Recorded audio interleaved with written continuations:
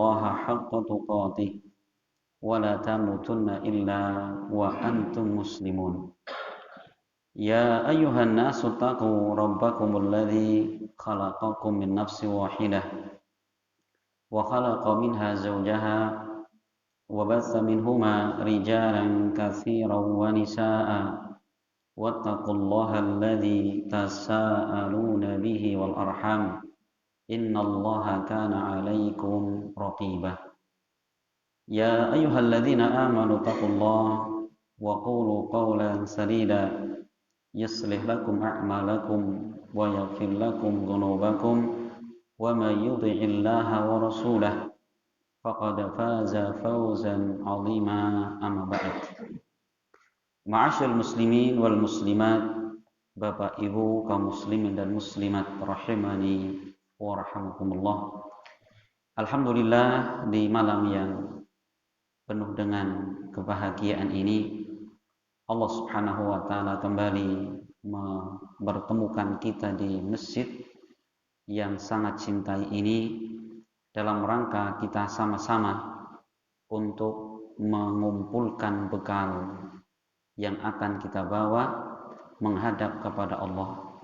Karena perjalanan menghadap kepada Allah itu perjalanan di hari kiamat adalah perjalanan yang sangat panjang, perjalanan yang sangat berat, ya, sehingga apa? Membutuhkan bekal yang cukup.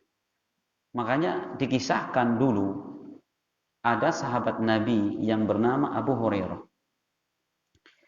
Ya, beliau menjelang wafatnya menangis sampai orang-orang yang ada di sekelilingnya ini heran-heran. Kenapa? Ma yuki ya Abu Hurairah. Wahai Abu Hurairah, apa yang menjadikan engkau menangis? Apa engkau bersedih akan berpisah dengan keluarga? Engkau bersedih akan meninggalkan dunia? Lalu mengatakan tidak. Bukan itu yang menjadikanku menangis. Tapi kata beliau, yaitu perjalanan yang sangat panjang. Perjalanan akhirat panjang sekali. Namun apa?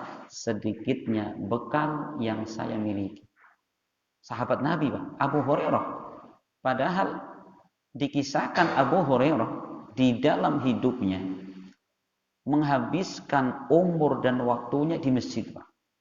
Karena beliau termasuk sahabat yang termasuk ashabus suffah. Itu sahabat yang hijrah ke Madinah dalam keadaan miskin, tidak punya kerjaan, tidak punya keluarga, sehingga tinggalnya di masjid Nabi. Semua keperluan di masjid Nabi. Siang malam belajar dengan Nabi sekalian. Sampai suatu ketika Abu Hurairah, beliau saking laparnya tidak makan berhari-hari, beliau keluar masjid, kemudian berjalan dan jatuh di pinggir jalan. Orang lewat, nggak waras kok di masjid gitu. Dikiranya orang gila, Pak. Maka beliau mengatakan, saya bukan orang gila, tapi saya kelaparan, kata. Masya Allah. Ya, berarti apa? Karena memang waktunya beliau habiskan untuk beribadah kepada Allah, mempelajari ilmu agama, menyampaikan ilmu agama. Tapi apa? Menjelang wafatnya nangis, Pak. Itulah manusia ketika sudah mengenal ya kedudukan Allah dan mengenal bagaimana kekurangan dirinya. Ya, bukan menyombongkan diri, malah aduh ya Allah, gitu ya. Gitu. Makanya itulah manusia, semakin bertambah ilmunya, semakin tunduk. Semakin bertambah ilmunya, semakin tawadhu niku, ya. Itulah orang belajar ilmu agama. Ternyata apa? Semakin kita pelajari ilmu, Masya Allah, ternyata ilmu agama sangat luas. Ternyata masih banyak ilmu agama yang belum kita ketahui, apalagi kita amalkan. Gitu, Pak, ya. Itulah kata para ulama. Orang manusia ketika belajar ilmu agama tingkat-tingkat, Pak. Yang pertama kata ulama, sombong. Jadi orang baru ngaji seringnya sombong dia, ngerasa paling pinter macam-macam. Nanti bertambah ke sana, apa yang terjadi? Dia mulai sadar, ternyata nyong bodoh. Gitu ya. Begitu sampai ke sana lagi, dia merasa bahwa dia sangat bodoh. Masya Allah Bapak sekalian. Makanya itulah ilmu agama. Betul-betul ilmu yang menjadikan seorang semakin apa? Takut kepada Allah. Ya, karena Allah menyebutkan dalam Al-Qur'an innama yakhsyallaha min ibadihil ulama. Hanyalah orang-orang yang takut kepada Allah dari hambanya adalah siapa? Para ulama. Orang-orang yang punya ilmu. Semakin banyak ilmunya, semakin besar rasa takutnya kepada Allah. Sehingga kelihatan cara berbicaranya ngati-ngati. Jangan sampai nowo nyakiti orang. Kadang-kadang Masya Allah, nyinggung orang. Kadang-kadang boten kerasa. Jangan sampai berbicara dusta. Tingkah lakunya hati-hati. Bok menawane ngelarani tangga teparu, Masya Allah. Itulah diantara buah kita belajar ilmu agama. Semakin hati-hati, semakin waspada. Ini Pak, Masya Allah. Nah, maka ma'asyil muslimin wal muslimat rahimani wa rahmukumullah, maka kegiatan kita seperti ini merupakan kegiatan yang sangat bermanfaat. Ya, walaupun sederhana, walaupun sebentar, tapi di sisi Allah Subhanahu wa taala memiliki keutamaan yang luar biasa. Apa di antara keutamaan majlis ilmu seperti ini? Yaitu majlis yang dicari-cari oleh para malaikat. Jadi Rasul pernah mengatakan inna lillahi malaikatan yatufuna fi turuqat yaltamisuna halaqata dzikri.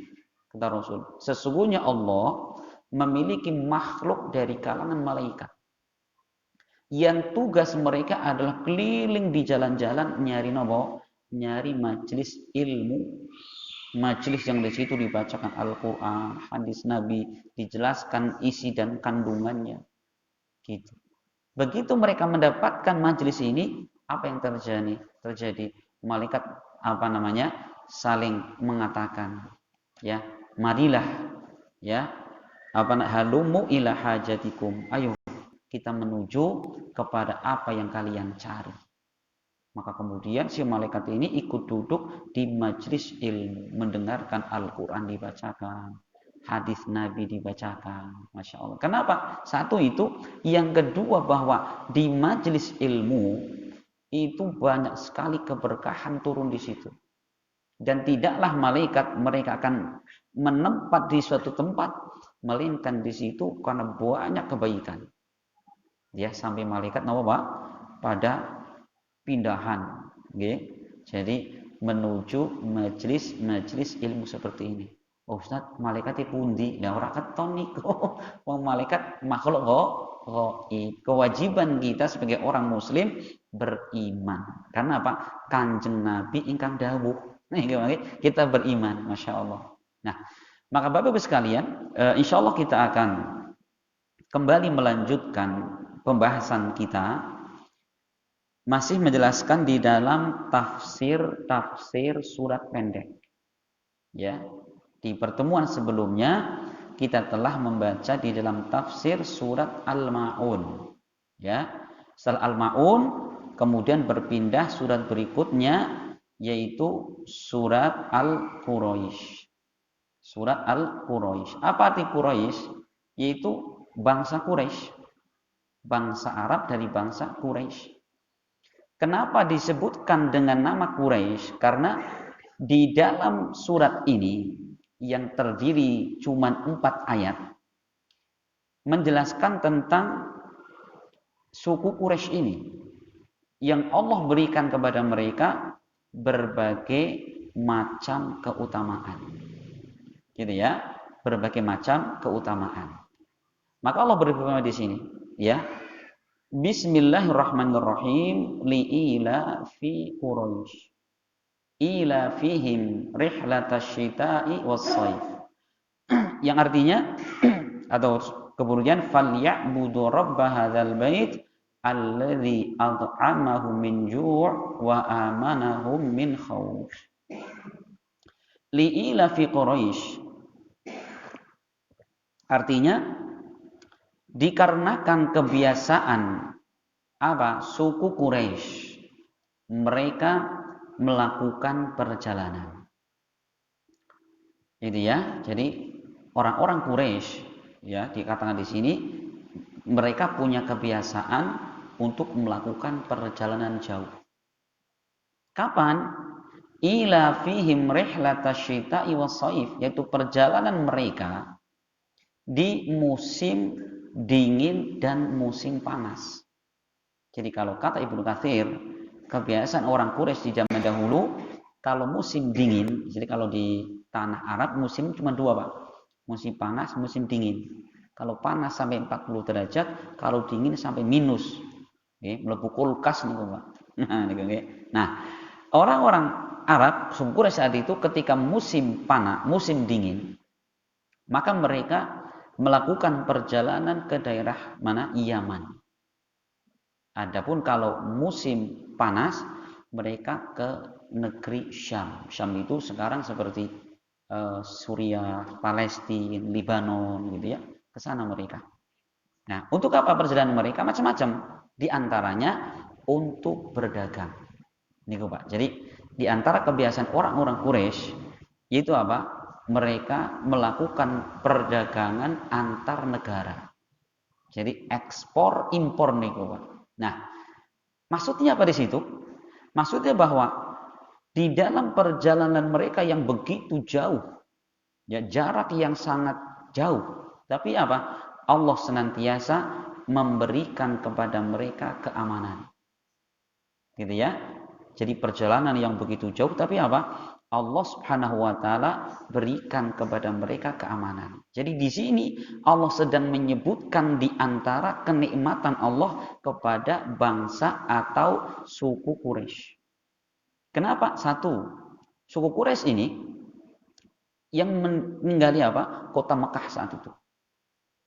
Allah berikan keamanan di negeri mereka, Pak. Karena memang apa? Di negeri Mekah ini adalah negeri berkah. Negeri yang sudah didoakan Nabi Ibrahim alaihissalam untuk apa? Aman dan mendapatkan rizki melimpah. Sebagaimana Nabi Ibrahim alaihissalam ketika beliau pertama kali menginjakkan kakinya di cikal bakal kota Mekah. Itu ketika beliau menempatkan anak dan istrinya di lembah yang tidak ada penghuni, tidak ada tetumbuhan, tidak ada air di situ. Maka Ibrahim mengatakan, apa kata beliau? Rabbij'al hada baladan aminan warzuq ahlahu minas samarat man amana minhum billahi wal yaumil akhir. Ya Allah, jadikanlah negeri Mekah ini, negeri yang apa? Aminan, negeri yang aman. Baladan aminan. Coba. Yang diminta pertama kali Ibrahim minta kepada Allah aman.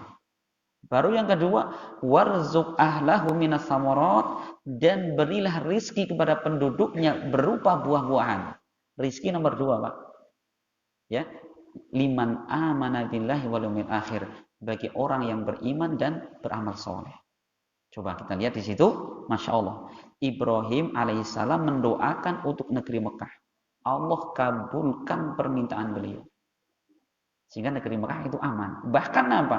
Negeri Mekah itu pernah Bapak sekalian dikepung oleh seorang raja Yaman. Siapa namanya? Abrohah. Jadi kisahnya Raja Abrohah ini melihat ini. Ka'bah kan di Mekah nih Bapak. Abrohah mikir ini orang Mekah, ini pemasukannya per tahunnya besar sekali.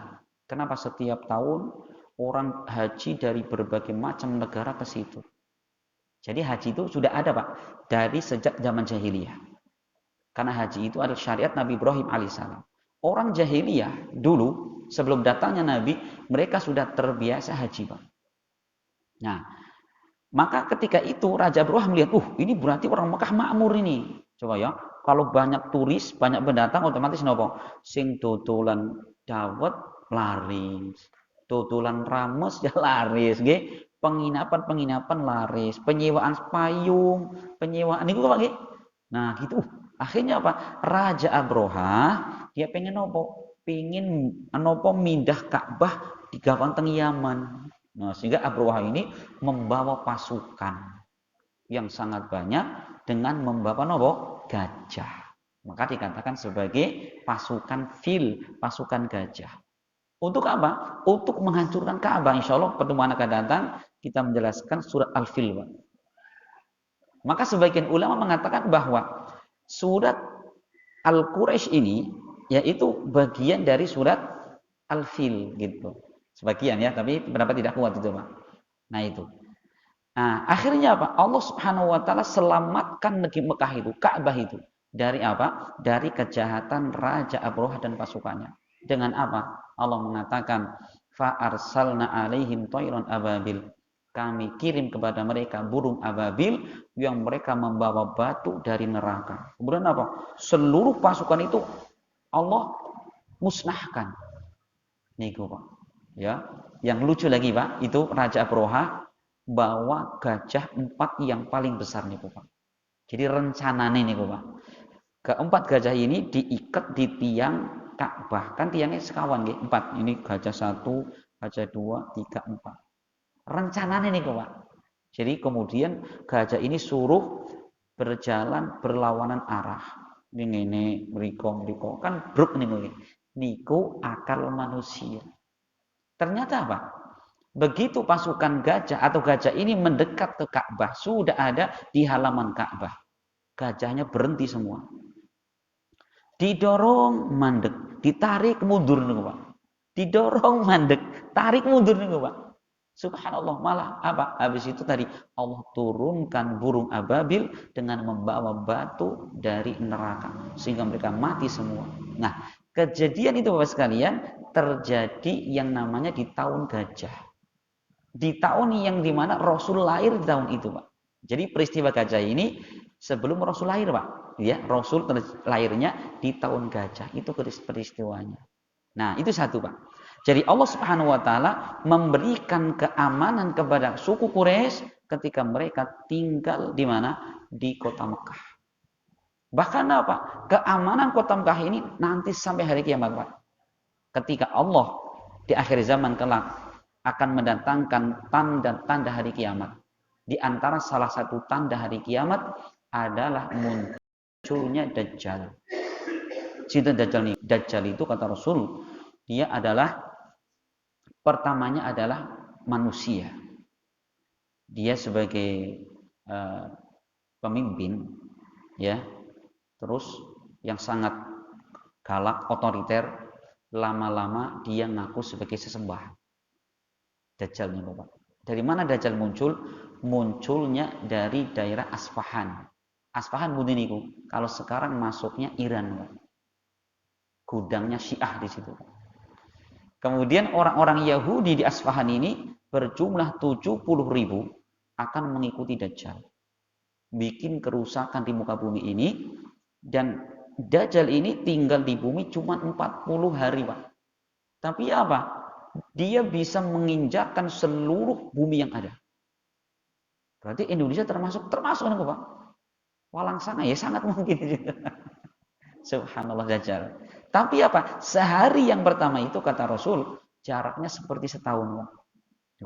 Sedina, nunggu setahun. Dan ini orang maghrib nih, Pak. Setahun nih, Pak. Hari kedua seperti 1 bulan. Hari ketiga seperti 1 pekan. Hari berikutnya sama seperti hari biasa. 40 hari. Tapi kerusakannya luar biasa. Ngerusak manusia di mana-mana. Itu, Pak. Nah, ketika Dajjal turun, Bapak sekalian, bisa menginjakkan kaki di seluruh Madinah, di situ dijaga oleh malaikat Allah Subhanahu wa taala sehingga mereka tidak mampu. Sehingga apa? Dajjal ini bikin ulah di luar Mekah Madinah. Ngapain itu? Dia menghentakkan kakinya ke bumi sehingga terjadi gempa dahsyat di kedua tanah suci tadi. Yang menjadikan orang-orang yang imannya lemah, ya, imannya lemah, mereka keluar dari Mekah dan Madinah sehingga apa? Dihabisi oleh Dajjal. Maka saat itu yang tinggal di Mekah dan Madinah hanyalah orang-orang beriman yang kuat keimanan mereka. Itu ujian di akhir zaman. Ini satu ya. Jadi bahwa suku Quraisy ini mereka tinggal di kota Mekah, yang mana Allah menjadikan mereka aman di negeri mereka sendiri. Itu satu. Yang kedua sekalian, bahwa suku Quraisy ini memang suku yang dikenal dengan apa? Kemuliaan mereka. Sehingga kalau mereka kemanapun pergi, mereka dihormati dan mereka akan aman, Pak. Insya Allah ya, mereka dihormati, aman. Bahkan apa? Orang-orang yang ikut serta dengan rombongan orang Quraisy sekalipun, cuma sekedar bukan orang Quraisy ya, cuma ikut di situ, mereka akan dihormati dan aman selama perjalanan. Ini Pak. Jadi Allah menyebutkan li'ila fi Quraisy ya, dikarenakan kebiasaan suku Quraisy mereka melakukan perjalanan di musim dingin dan panas untuk untuk berdagang atau untuk bekerja yang lainnya. Perhatikan, Allah berikan kepada mereka apa? Keamanan. Perhatikan. Nah, ini yang Allah sebutkan di situ Bapak sekalian, yaitu rasa aman. Safar, perjalanan jauh itu apa? Mereka aman. Yang kita Bapak sekalian bahwa orang ketika melakukan safar, Rasul mengatakan bahwa di dalam safar itu adalah bagian dari azab. Ingat Pak? Iya, orang kalau lagi perjalanan itu bagian dari azab. Kenapa Pak? Ya, tidak bisa istirahat sempurna. Ya, zaman saniki numpak pesawat mawon nggih kesel nggih. Jadi umroh bari haji ya nunggu nang bandara. Niku lah pokoknya nang pesawat deg-degan, mbok nabrak. Niku Pak terus. Nah, beda kalau di rumah, wis arep turu ngawan sore sih siap. Sepenting gawe ini rampungan. Nah gitu.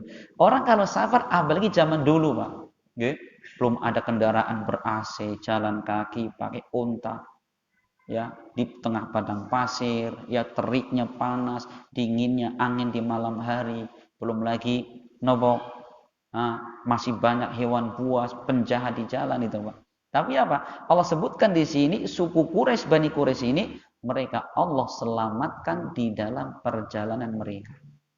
Maka bagaimana? Kemudian Allah mengingatkan, ya, dengan nikmat itu falyabudu rabbahadzal bait.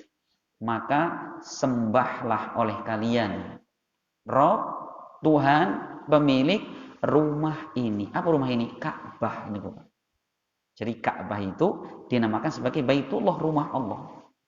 Ya, jadi ada rumah disandarkan kepada Allah. Maksudnya pada situ, maksudnya adalah pemuliaan dari Allah terhadap Ka'bah ini.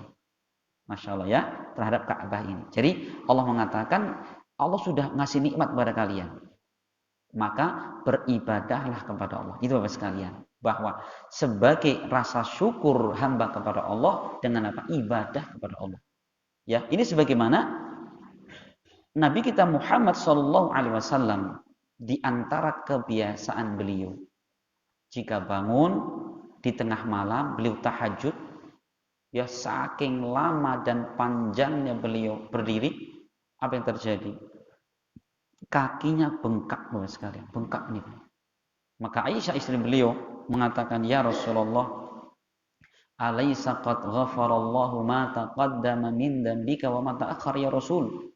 Bukankah Allah sudah jamin untuk mengampuni dosamu yang telah lalu dan dosa yang akan datang?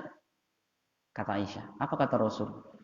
Afala akunu 'abdan syakura? Apakah tidak boleh aku menjadi hamba Allah yang syakur? Napa syakur? Syakur dalam bahasa Arab niku sighah mubalaghah. Yaitu terus syukur niku. Niku Pak, dapat banyak syukur, sedikit ya syukur. Ya, mboten angsal nggih syukur niku Pak. Itu namanya orang syukur. Nek kula panjenengan kan syukuran napa? Gawe bubur. Nek napa niku? Munggah kaji, syukuran, mobil anyar, syukuran niku nggih. Tapi enggak pernah syukur ketika napa? Dagangane kurang laris. Ngeluh bae niku. Masya Allah niku ya, padahal syukur itu apa? Diperintahkan kapan saja. Ya, itu ya Allah mengatakan falyabudu rabb hadzal bait. Maka sembahlah Tuhannya, Rabbnya Ka'bah ini. Siapa Allah itu? Disebutkan di sini. Ya, alladzi at'amahum min ju'in wa amanahum min khauf. Yaitu Allah yang telah memberikan kepada mereka makanan sebelumnya mereka kelaparan dan memberikan keamanan yang sebelumnya mereka ketakutan. Insyaallah sekalian, Allah di sini menyebut menyebutkan nikmat Allah yang besar. Apa yang pertama? Makanan dan keamanan. Kenapa kok cuma dua? Karena memang bisa lihat, Masya Allah, nikmat aman dan nikmat makanan itu nikmat yang paling besar. Sampai Nabi kita Muhammad SAW di dalam sebuah hadis yang diriwayatkan Imam Tirmidzi, beliau pernah mengatakan, man asbaha mu'afan fi jasadihi, atau man asbaha aminan fi sirbihi mu'afan fi jasadihi wa indahu qutu yaumihi faka'annama khizat lahu dunya. Artinya, barang siapa yang di pagi hari dia aman pada diri, keluarga dan masyarakat, aman itu. Yang kedua, mu'afan fi jasadihi, sehat jasadnya, sehat badannya. Ketiga, wa indahu qutu yaumihi, dan dia memiliki makanan pokok untuk hari itu. Bon wonten wos nggih, kalih napa sambel, alas pokoknya ini. Kata Rasul.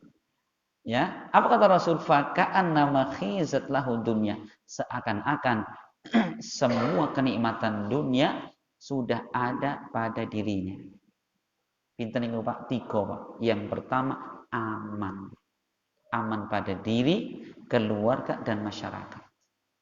Makanya coba lihat Bapak sekalian ya.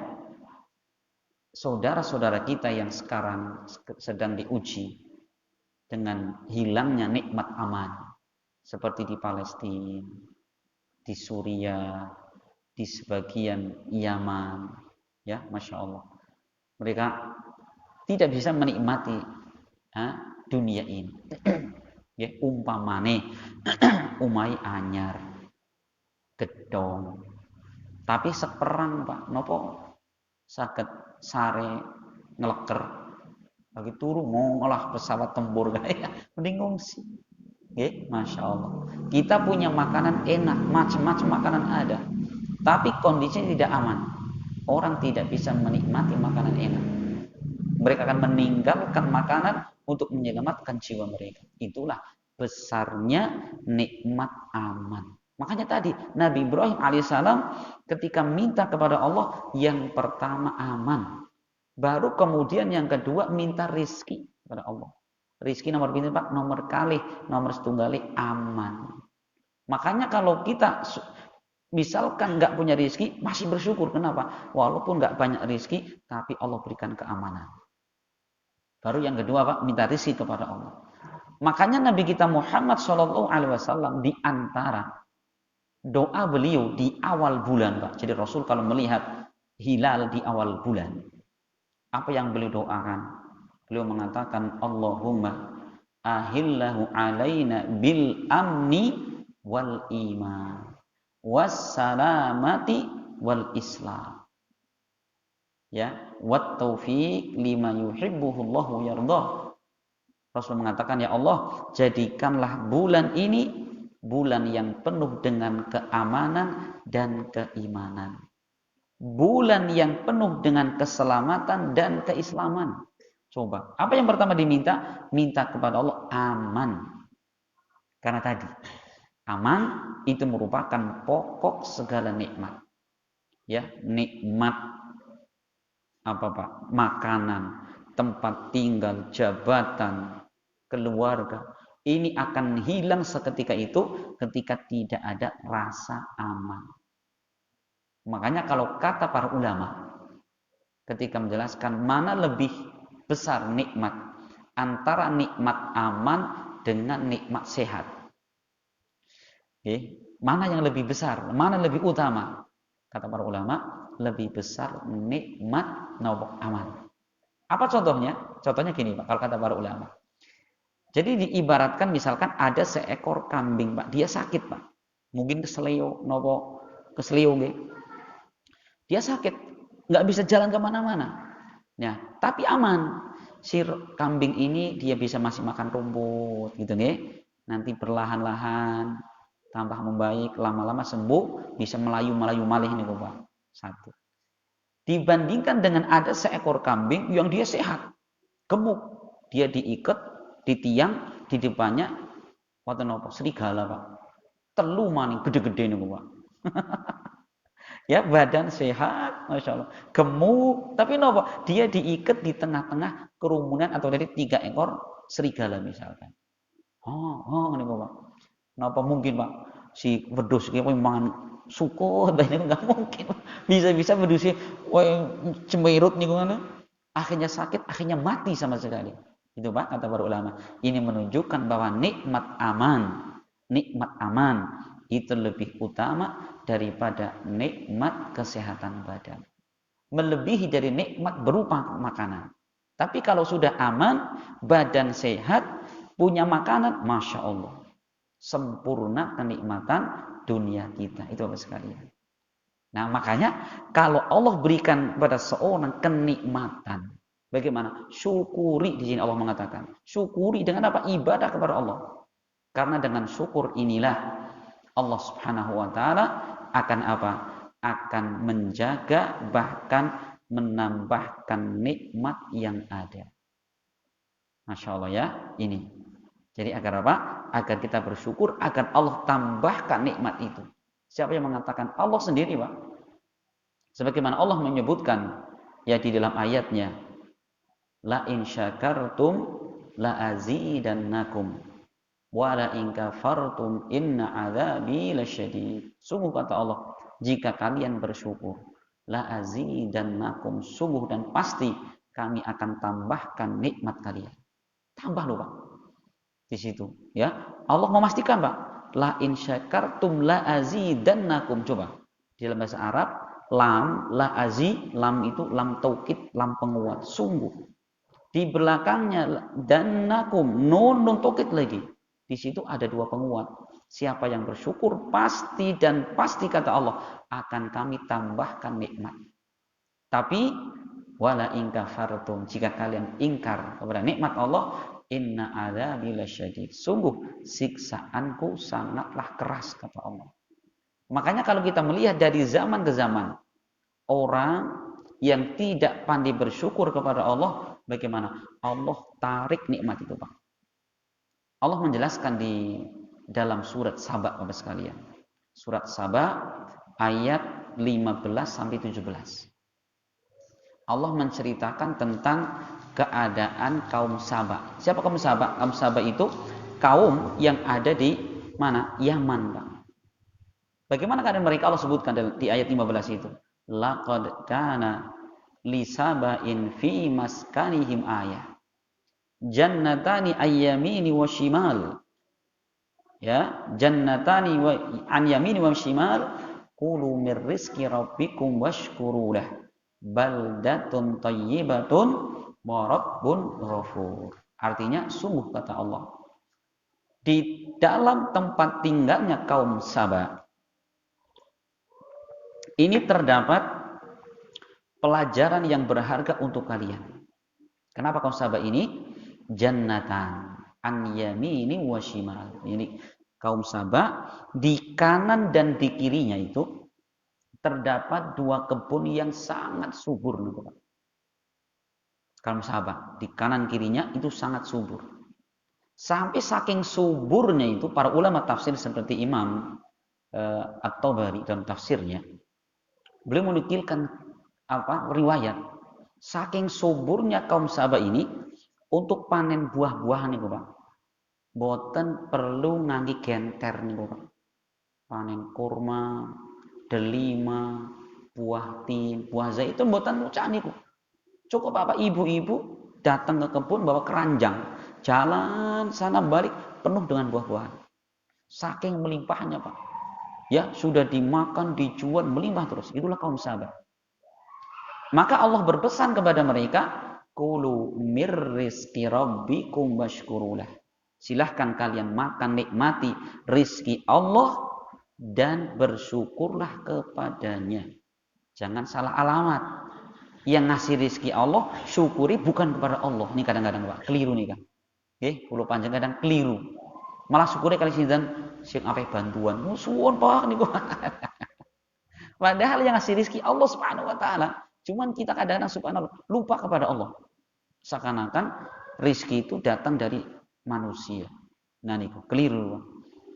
Allah mengatakan baldatun thayyibatun wa rabbun ghafur. Kaum Saba ini adalah negeri yang baik, negeri yang subur, wa rabbun ghafur, dan Rabb-nya mengampuni mereka. Coba, itu pesan Allah. Silahkan kalian makan, nikmati dari nikmat yang ada, tapi Allah satu pesannya, washkurulah, dan bersyukurlah kepada Allah. Ibadahlah kepada Allah. Apa yang terjadi? Allah mengatakan fa'aradu. Akan tetapi kaum Saba, mereka berpaling, tidak mau bersyukur, tidak mau ibadah kepada Allah. Akhirnya Allah kirim kepada mereka apa? Fa'arsalna alaihim sailal arim. Maka kami kirimkan kepada mereka banjir bandang yang super dahsyat. Banjir Pak, tiba-tiba datang banjir sehingga Pak menghancurkan rumah-rumah mereka dan menghancurkan kebun-kebun mereka. Mati semua Pak. Mati semua tanaman mereka. Kata mereka, wis tenang baik. Ditanduri maning. Sinowo bibit lebih unggul kata mereka. Ternyata apa? Begitu ditanam, bumi sudah tidak mau napa Pak? Menumbuhkan tumbuhan tadi. Dan Allah katakan wabaddalnahum bi jannataihim jannataini zawatai aklin khamtin wa aslin wa syai'in min sidrin qalil. Dan kami gantikan untuk mereka dua kebun yang subur. Dengan apa? Dengan dua kebun yang zawatai aklin khamtin, yaitu tanaman yang buahnya sangat pahit, sebagian pohon asal dan sebagian pohon bidara. Niku Pak. Niki sok sing pahit sing napa Pak? Mahoni napa nggih? Niki malah sing tukuli mahoni. Sing niki tukuli napa? Bidara. Lah bidara sing napa niku Pak? Paling ngadus wong mati, cukup pitung napa pitung lembar. Niku kebun mereka yang hektaran itu tumbuhnya bukan lagi kurma, bukan delima, bukan lagi anggur, tapi napa niku Pak? Buah yang pahit, kemudian bidara yang berduri. Apa kata Allah? Wadzalika jazainahum bima kafaru wa hal yujazi illal kafur. Demikianlah kami balas mereka disebabkan karena kekufuran mereka. Karena mereka tidak bersyukur kepada Allah, wahal yujazi illal kafur, dan tidaklah Allah membalas kecuali bagi orang-orang yang ingkar terhadap nikmat Allah. Niku Pak. Makanya negeri Indonesia ini yang katanya nopo subur makmur loh jinawi. Ya, hendaknya kita banyak syukur. Ya, khawatirnya seperti kaum Sabak niku Pak. Ya, kalau kita ingkar kepada Allah, nikmat banyak, kita tidak syukur tuh, kita khawatir Pak. Lawang Indonesia ibaratnya tongkat bisa jadi panganan napa nggih Pak? Iya. Nandur batang budin Pak. Satake nutur budin nang pinggir jalan tancep nang kebon jelek. Masya Allah. Setengah bulan merintis, sebulan bisa napa Pak? Panen godhong budin. Masya Allah. Lek nanam terang wit bisa kirim nang rumah makan Padang. Niku godhonge.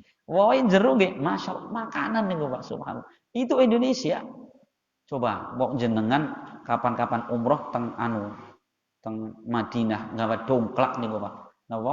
Batang singkong tancep nang pasir. Ya kering kerunta, nggih. Mboten saged niku Pak. Tapi di negeri kita Indonesia Masya Allah ceblok bijan iwis-iwis niku Pak. Subhanallah Indonesia nggih. Nih, itu kalau kita tidak pandai-pandai bersyukur kepada Allah, kita khawatir Allah balik niku Pak. Ya, negeri yang begitu makmurnya sehingga menjadi negeri yang gersang. Ya. Di antara syukur adalah apa? Di antara syukur adalah kita ibadah kepada Allah. Salat kita jaga, puasa kita jaga, zakatnya dijaga. Kenapa? Apa yang menyebabkan kemarau panjang terjadi, Pak? Ya Ustaz, perkiraan kan bulan ini loh. Nggih, jangan. Rasul menyebutkan kenapa hujan tidak turun? Rasul mengatakan mana'at qaumun zakata amwalihim illa mana Allah al-qatar walaulal bahaim lam yumtaru, kata Nabi. Tidaklah satu kaum yang mereka menahan tidak mau membayar zakat mal mereka, melainkan Allah akan tahan turunnya hujan. Kalaulah bukan karena hewan-hewan ternak, maka Allah tidak akan turunkan hujan kepada mereka. Ya, ini hadis luar biasa ini Pak. Sebab kenapa Allah menahan hujan? Karena itu. Ketika manusia, orang-orang beriman, mereka yang sudah mampu zakat, mal tidak mengeluarkan zakat mereka. Sampai kata Rasul mengatakan, andaikan bukan karena hewan ternak, sapi, kebo, embek, marmut nih Pak. Allah nggak turunkan hujan nih Pak. Cuman apa? Allah melas kalian namanya hewan ternak. Nah ini terbukti dulu di kota Madinah Pak. Sebagaimana diterangkan di dalam hadis riwayat Imam Muslim Pak. Dulu di kota Madinah terjadi kejadian luar biasa. Jadi ada seorang di kebun Pak. Tiba-tiba seorang ini dia mendengarkan suara dari langit. Dari atas. Apa suaranya itu? Isqi hadiqata fulan. Siramilah kebun si bapak ini. Disebutin namanya Pak. Tidak lama kemudian turun hujan Pak. Terus sekali. Yang anehnya hujan itu hanya nyirami di satu kebun. Sana sini kering semua, satu kebun ini basah Pak. Nah, maka orang yang tadi mendengarkan suara dari langit, dia langsung ikuti hujannya kemana ini? Ternyata cuma nyirami satu kebun tadi. Kebetulan pemiliknya ada di kebun. Maka dia tanya, Pak, nuwun sewu, asmane jenengan sinten? Disebutin namanya si A gitu. Ternyata persis seperti nama yang dia dengar dari langit. Akhirnya orang ini tanya, Pak, ini gimana dengan kebun jenengan ini? Ya, emang kenapa? Ya tadi saya mendengarkan suara dari langit, yaitu siramilah kebun si bapak ini. Ternyata hujan, semua airnya ke kebun jenengan. Maka bapak tadi mengatakan, gini mas, saya hasil kebun ini, sepertiganya saya pakai untuk menghidupi saya dan keluarga saya. Sepertiganya Pak. Kemudian sepertiga lagi, saya gunakan untuk modal operasional, nggih bayar tenaga, nggih pupuk, dan sebagainya. Yang kedua, dan yang sepertiganya saya sedekahkan kepada orang-orang yang mereka membutuhkan. Masya Allah, ternyata niku rahasia niku Pak, subhanallah ya. Nabi Allah turunkan, niku dipilih tempat yang paling digunakan untuk kebaikan. Berarti memang lancarnya rizki Bapak sekalian itu bukan karena otot kita, bukan karena semata-mata kerja keras kita, tidak, tetapi apa? Ada di luar dugaan kita, yaitu apa? Bahwa apa yang kita dapatkan ini kemudian kita berikan kepada orang-orang yang membutuhkan. Bisa. Tereng nggih? Jami. Tereng nggih? Masya Allah. Ini Bapak sekalian. Subhanallah. Ini kan contohnya di alam itu. Ini ada di dalam hadis diriwayatkan Imam Muslim. Niku Pak nggih. Makanya nek kula panjenengan pengin sukses dunianya, itu jangan lupa ya mengeluarkan zakat. Kalau memang belum sampai nisab, maka sedekah semampu kita. Itu. Karena apa? Doanya para malaikat. Setiap pagi malaikat berdoa. Apa kata malaikat? Ya Allah, gantikanlah atau berikanlah kepada orang-orang yang bersedekah, ganti kepada mereka. Ya Allah, tahanlah bagi orang-orang yang mereka tidak mau memberi kepada orang lain. Gitu doanya malaikat. Yang berdoa malaikat Pak, makhluk yang dekat kepada Allah, makhluk yang tidak pernah bermaksiat kepada Allah. Sangat besar kemungkinan Allah kabulkan mereka. Niku, Ustaz, kula pas-pasan uripe napa sedekah. Lah niku justru niku Bang, justru bahwa sedekah yang paling besar pahalanya adalah apa? Kita bersedekah tatkala kita pas-pasan. Rasul pernah ditanya, Rasulullah, ya ayu sadaqati a'dham ya Rasul, sedekah apa yang paling afdol itu? Rasul mengatakan juhdul mukil, yaitu kesungguhan orang untuk bersedekah tatkala dia sedang pas-pasan maupun kekurangan. Orang kita setitik niku Bang, sedekah ora kudu ngenteni 10 juta mboten nganti. Duwene 1000, 100 itu.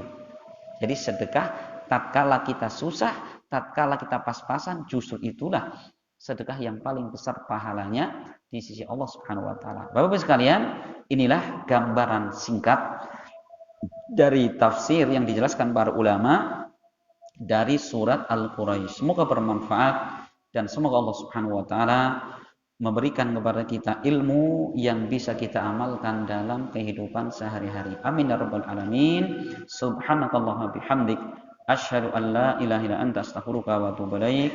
Assalamualaikum warahmatullahi wabarakatuh.